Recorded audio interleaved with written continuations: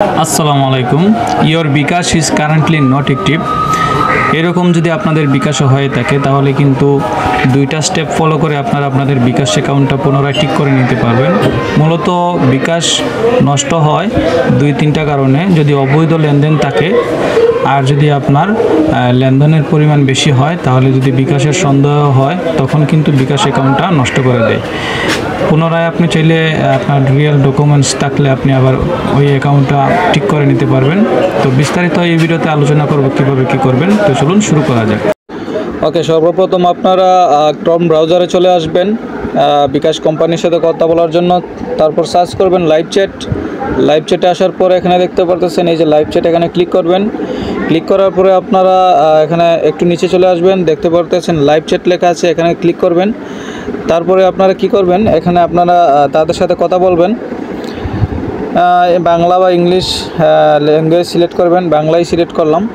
তারপরে আপনারা কি করবেন, এখানে কোম্পানির লোকের সাথে কথা বলার জন্য এখানে কিবোর্ডে টাইপ করবেন যে আসসালামু আলাইকুম, আমি কোনো অবৈধ লেনদেন করিনি, আমার অনাকাঙ্ক্ষিতভাবে আমার বিকাশ অ্যাকাউন্টটা বন্ধ করে দিয়েছে, আমার সম্পূর্ণ ডকুমেন্টস আমার কাছে আছে, আমি চাই আমার বিকাশ অ্যাকাউন্টটা আপনারা ঠিক করে দেন। এইরকমভাবে একটা লেখা লিখে দিবেন। তারপরে বিকাশ কোম্পানির থেকে আপনাকে রিপ্লাই করবে, তারা একজন কাস্টমার কেয়ার আপনার সাথে কথা বলবে।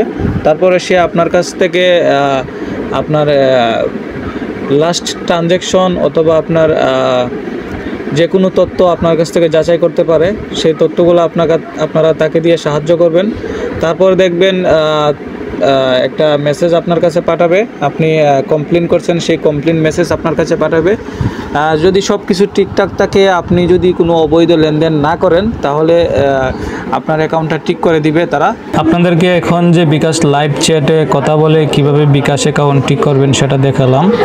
এভাবে যদি কাজ না হয় তাহলে কিন্তু আপনাদেরকে সরাসরি বিকাশ কোম্পানির সাথে যোগাযোগ করে এটা ঠিক করতে হবে। তো এটা আপনারা কিভাবে করবেন, প্রথমত আপনারা আপনাদের যে আইডি কার্ড আছে সেই আইডি কার্ডের একটা ফটোকপি করবেন এবং আপনার যে নাম্বার আছে সেই নাম্বার নিয়ে আপনি চলে যাবেন বিকাশ হেড অফিসে। হেড অফিস হচ্ছে আপনাদের প্রত্যেকটি এলাকাতেই বিকাশের একটা করে হেড অফিস আছে, সেই অফিসে আপনারা চলে যাবেন। যাওয়ার পরে আপনার আইডি কার্ডের ফটোকপি এবং আপনার নাম্বার দিয়ে আপনাকে একটা রিপোর্ট করতে হবে তার কাছে, ঠিক আছে? তো রিপোর্ট কিভাবে করতে হয় সে আপনাকে সব কিছু বলে দিবে।